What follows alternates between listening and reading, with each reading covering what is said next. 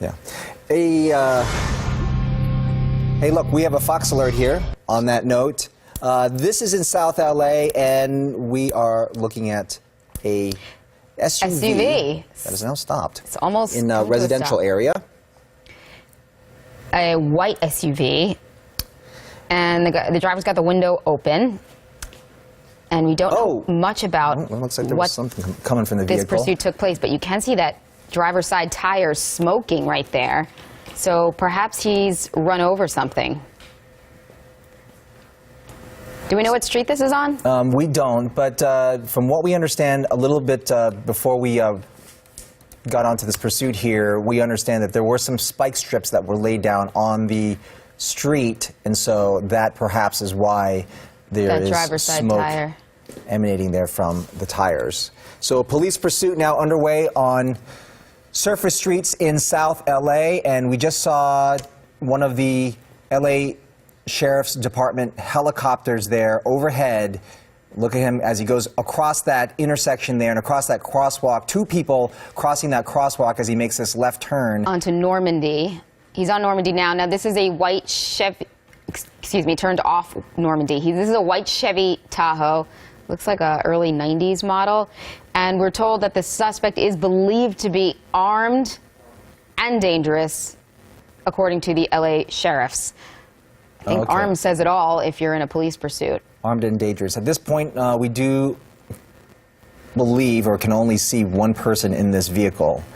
Now, we're told the driver's been driving in circles and that he's trying to talk to people as he drives past them. That was when he was in the area of Vermont and about 43rd. But you can see he's blocked. He's not going very fast through this neighborhood. He was reaching speeds of up to 60 miles an hour at one point, but it looks like he's taking it slow in these residential streets. Then he's slowing down. So the tires, we understand, are not. Although they tried to deploy the spike strips before, they were not effective, or they didn't deploy them in time. Going northbound on Western here, and we understand. He's on the wrong side of the road. Right there on the wrong, and here comes a crosswalk again. Stopping for pedestrians. Well, that's a good thing. Stopping for a pedestrian at a very busy intersection. And he slowly continues to try to make his way across, stopping all of traffic anyway. Get through the traffic in this busy intersection. You know, LA drivers, why would they even stop? Would you stop? I mean, that was a... So as that was suspicious. He continues to go. As I was saying, they attempted to put some spike strips down earlier, unsuccessful. The smoke that you saw emanating from under the wheel well there somewhere else? It was the brakes. It was the brakes. But they are trying to use those spike strips to slow him down. You can see he's got the window open. It looks like he's holding on to his cell phone there. And apparently he was yelling out the window trying to talk to people as he went by. White Chevy Tahoe, again, the suspect believed to be armed and dangerous, going through the street. Suspect that's wanted by the Sheriff's Department. Right now driving on the wrong side of the road on oncoming traffic. Got his hand out the road again, out of the window again, making gestures at these cars. Again, you probably wouldn't be looking for that if you were making a left turn and a vehicle is driving on the wrong side of the road. Again, wrong side of the road right there. The other officer was definitely throwing out a pair of spike strips. That's what we just saw right there, northbound Western. That apparently would be the first time. Unclear if he hit those spike strips. You did see him swerve. You saw that officer throw those spike strips out in front of him. Great maneuver on the Sheriff's Department's part and a good effort. Unclear if they've worked. We're going to keep an eye on this vehicle. Again, you can see this guy now starting to speed up, which is very dangerous. Now he's going to have less brakes and possibly some flat tires. This is going to be some problems right here. Apparently we're coming up on Vernon, as I understand. Whoa! Look at that, the skateboarder right there. That guy almost got it. Again, you know, this is the reasons why these are so dangerous. These are the reasons why, especially on a Friday afternoon, on these smaller streets out here, is extremely dangerous, and he's picking up speed. I'm looking that there's a bus up ahead making a turn. Again, look at this. He's taking center lanes. Now he's starting to get a little bit desperate. He's driving a little bit crazier. It's definitely very tense moments for the officers and anybody watching this, and of course the public at large in the area. It's going to be a very dangerous scene as this guy is driving faster than the traffic allows, and vehicle definitely not in the best of shape.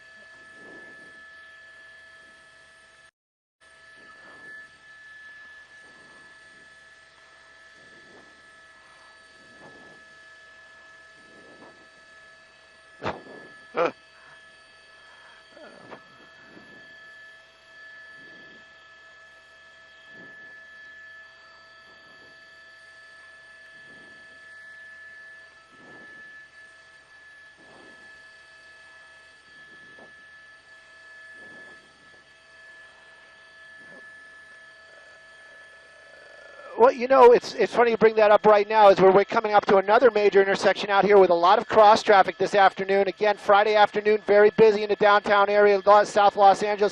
Cut that vehicle off, apparently going very slow. But what the point is right now is that my pilot was just talking with the pilot from the Sheriff's Department down there. Actually, they're probably talking to the Observer, and what we're hearing now is from that other helicopter is domestic violence. There's a domestic violence call. It was the original call for this. It looks like we're coming to a stop out here. The door is open. This guy is getting out of the vehicle. What? Oh, he's got a gun. He has got a gun. He is, and this could end kind of badly out here. He's gesturing very, yeah. This is not going to end very well. Shots fired.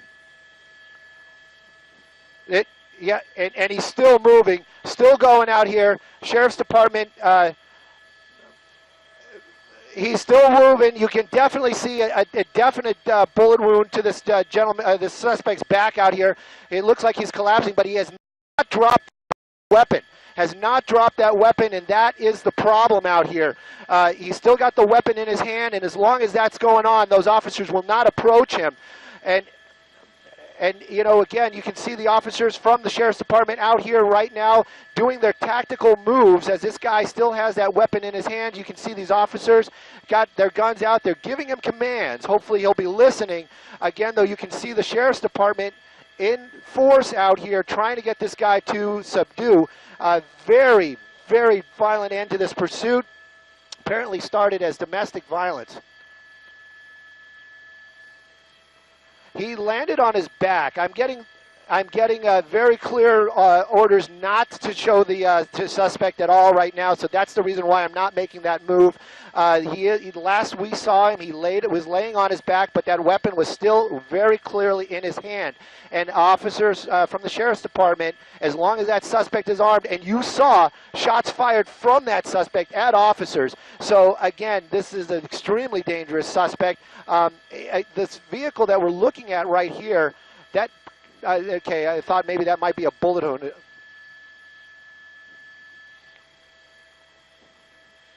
Yes, that shield is bulletproof. Or is bullet resistant. I'm not sure if there's anything that's bulletproof in this world. Again, though, this could be something they could use to approach that suspect.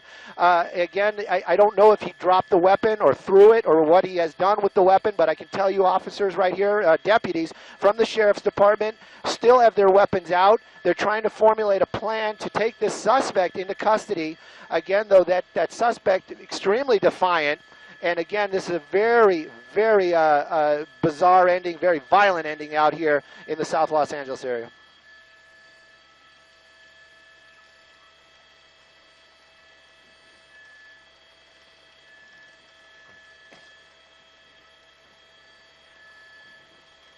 He had what appeared to be some kind of a weapon. There was an exchange of gunfire, and that might be the suspect down on the porch. Large fellow on the ground. Yeah, he is on the ground. He's surrounded by sheriff's deputies, but because they believe he had a gun, that's what led to the gunfire. It looks like a chest or a belly wound.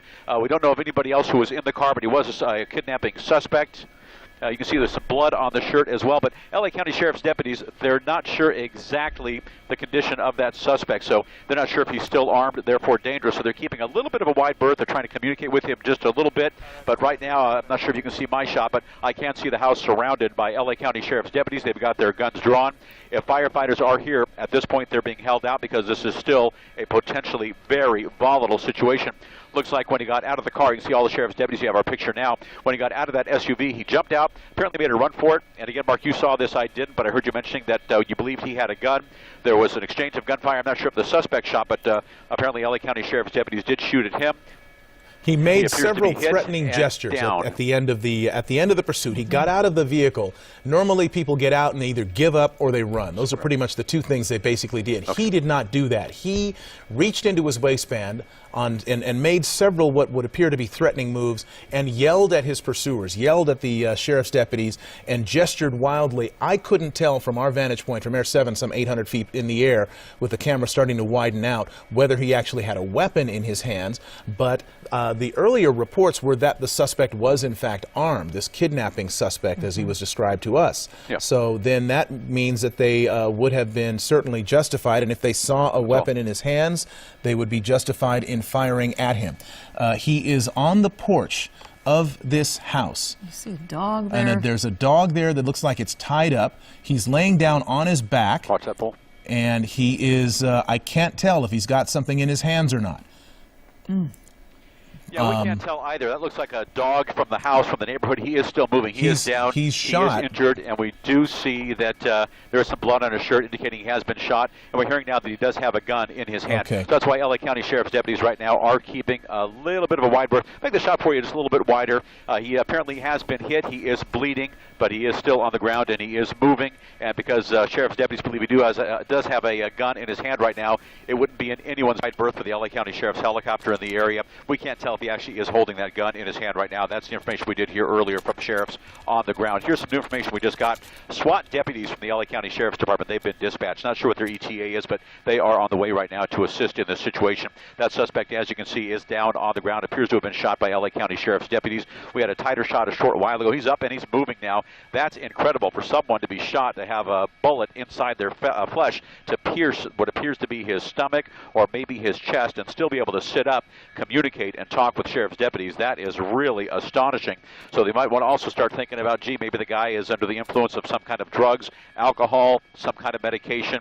It's incredible that someone who's got a bullet in them could actually sit up and still talk. Appears to be very agitated. And as you mentioned, Mark, when the chase came to an end, the suspect out of his car, making threatening gestures toward sheriff's deputies, being very agitated toward deputies not cooperating or complying with their commands, made a run for it. And for some reason, sheriff's deputies, fearing for their own life or the lives of their partners or other folks in the neighborhood, they did shoot at and hit, apparently, that suspect who's down on the ground, breached this property and collapsed on that front porch. He was laying down and appeared to be writhing in pain, but at this point he is sitting. Sheriff's deputies to move in and take that suspect into custody. But the entire area is surrounded. There's absolutely nowhere for that suspect to run or hide. Sheriff's deputies on the street. They got the canine unit here, a couple of helicopters up as well. Yeah, you got deputies behind that shield for some measure of protection, and looks like SWAT deputies at one point. They're looking at him, they're pointing at him, and they might be devising a plan to start moving in. At least 4 SWAT deputies have that suspect surrounded. It appears there an approach is imminent, excuse me, of this individual. Yep, it does appear that way. Here they go. They have that shield that I mentioned earlier. And watch out for the cat at the bottom of your screen. Doesn't really know what's going on. But that is the property. They're getting closer and closer behind that shield. You've got 2 sheriff's deputies in the light tan shirts, 1 deputy holding up that shield, and then the SWAT deputy just behind him with a high-powered rifle. That could be an automatic weapon, Mark, as you had mentioned earlier. And these guys are brutally well fortified. They are extremely well trained, and they go through training year-round to prepare for situations, circumstances just like this. So he might have moved in just to get a closer look. He's got the weapon apparently pointed toward the suspect on the porch. Open up that shot for you just a bit. He's opening up the gate and then backing off just a little bit, all the while most likely still communicating with that suspect. They know exactly what they want him to do, and if they have to, they'll use a variety of different languages. If he doesn't speak English, they could use a variety of other means to communicate with that suspect. They want him to get rid of that gun and surrender peacefully. They approach the suspect, they approach that front gate, they open it, or apparently tried to open it, and now they're backing off on 43rd on at Vermont Avenue. Okay, so they couldn't open the gate. That's part of the problem here. So that's a tactical problem that has presented itself.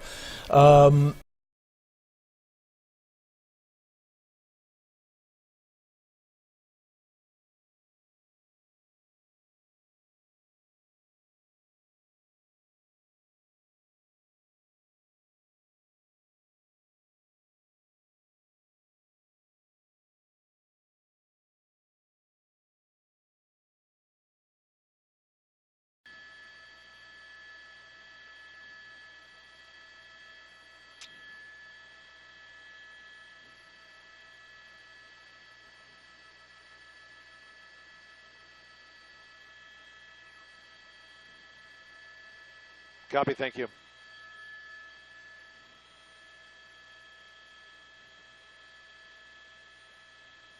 Dude, tase him, man, tase him.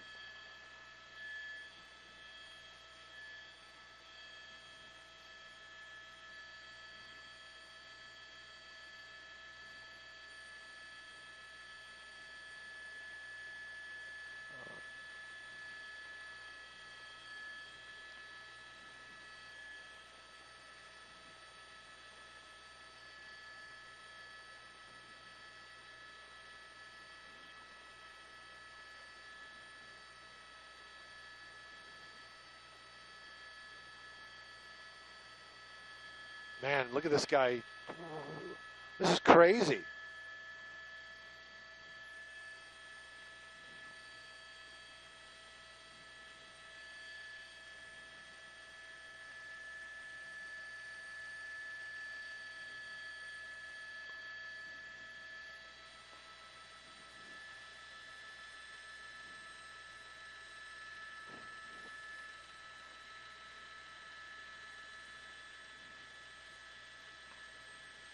They've got their guns trained on that guy. He is coming out. He's got his hands up. He is most likely seriously injured. He's trying to understand what they're trying to tell him. Do you want me to get down on the ground? He's gesturing toward them, and yes, they want his hands up in the air. They want him to get face down on the ground right now. As he approaches, gets closer and closer. This is being a situation less and less threatening for LA County Sheriff's deputies because he's got his hands up. It is an oversized T-shirt, so he could reach theoretically for another weapon if we need to. We're going to reposition. But looks like he's walking right to deputies. He's within just a few feet. They've got their guns drawn and trained on him. He is injured, therefore somewhat incapacitated. We're going to reposition the helicopter to come around to the south side, complying with their very commands right now. They're being very specific. Get down on the ground. We know you're injured. Look at all that blood. He's lost a great deal of blood. We're going to double up now to give you that shot. He is down on the ground, very seriously injured. They got the K9 unit here. There he is at the bottom of your screen. They're putting the handcuffs on that suspect, and they are treating this gentleman very, very gingerly. They're being very gentle with him. He is in custody, very seriously injured, pulling the K9 out, pulling that police dog back out. And in time, firefighters, they're very nearby. These are sheriff's deputies, SWAT deputies. They're also very well trained in first aid. They have paramedics with the LA County Sheriff's Department, so if they have to come in and treat the suspect before the firefighters are brought in, that's fine as well. We haven't seen them clear that car just yet, so at any point they're going to approach the SUV. That was a kidnapping suspect. They're going to make sure there's no one else inside that car. This appears to be the only suspect. There was a situation that was a pursuit a short while ago. It ended here on 43rd off of Vermont. Deputies in fear of their own life when they saw that suspect with a weapon, fired on that suspect. He was injured, ran for it into the neighborhood, stopped on somebody's porch, collapsed with a handgun, and just moments ago, fortunately, walked away from that handgun, and now being treated by LA County Sheriff's SWAT deputies. These are paramedics, so they're taking care of him right now while LA City firefighters are being held out. This may be a belly wound. This may be a wound to the back as well. That's where the bulk of the blood is right now on his back. And even though they are treating him, he is in police custody. He is in handcuffs, but they'll do all they can to assess his situation. And then in a short while, he'll be transported to a hospital. But first, we're going to bring that shot out just a bit for you because they are starting to pull his trousers down just a bit, and it might get a little graphic for you. But fortunately, this situation, a kidnapping suspect, a wild pursuit, shots fired, a suspect injured. No deputies were hurt to the best of our knowledge, but fortunately the suspect in custody, and in moments they'll approach that SUV in the middle of your screen, clear that SUV to make sure there's no one else inside. Live from Air 7 HD, I'm Bill Thomas, ABC 7 Eyewitness News. So again, this pursuit and standoff has come to an end. Deputies cutting off his shirt and cuffing him. They now have him in custody. So this was a very dangerous situation that now has appeared to come to an end. And coming up in just about 9 minutes, KODC LA 56 Eyewitness News at 7 p.m. with Rudabeh Shahbazi tonight and Mark Brown. Stay tuned. They'll have complete wrap-up of this situation and all the day's news.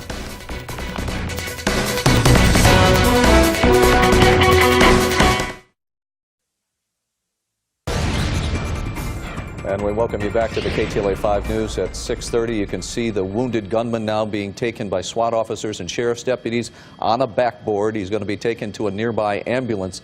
This was the end of a police pursuit where the gunman got out, pulled a gun, fired at the police, then took refuge on a porch nearby. He was shot in the abdomen. He has been bleeding for well over an hour, and now he has finally surrendered and is getting the medical treatment share that we thought that he would get minutes and minutes ago. It has been an incredible, last hour and a half that we've been watching this. That the man is still alive is incredible, and that he was standing and like drinking water on the porch, and it was just one of those things that you've never seen before. We want to go to Steve Couge. He's on the ground, part of our team coverage here on this standoff in South LA that has now come to an end. Steve. Well, Sherry, yeah, we just saw the man being loaded up into the ambulance. His friends and family have now gathered here on the police tape, as close as they can to see him. They're cheering his name on. Family have identified the suspect to us as Miguel Hector Pugo. The story we're getting is that he may have stopped by his house and tried to take his stepdaughter. His wife then called police, so that's where the kidnapping charge comes from. The chase starts. The suspect, Miguel, comes back here to the neighborhood, goes to his family's house, says, "I'm not going back to jail." This is what they told me. They knew he had a gun on him. They knew he was serious. They were very, very worried for his safety. A few minutes ago, we saw what we were told was this man's 3 sisters walking back here through the crime tape, trying to approach him. Maybe that is what urged him to surrender and have this finally end peacefully. Again, this man, Miguel Hector Pugo, being loaded up into the ambulance. We're going to have much more on this story coming up at the KTLA 5 News at 10 o'clock, so stay with us. All right, real quick, up to Tim Lynn for about 30 seconds to give us his vantage point. Tim. Well, you can see right there, they brought him down on that backboard, placed him into Rescue 99 for LA City Fire.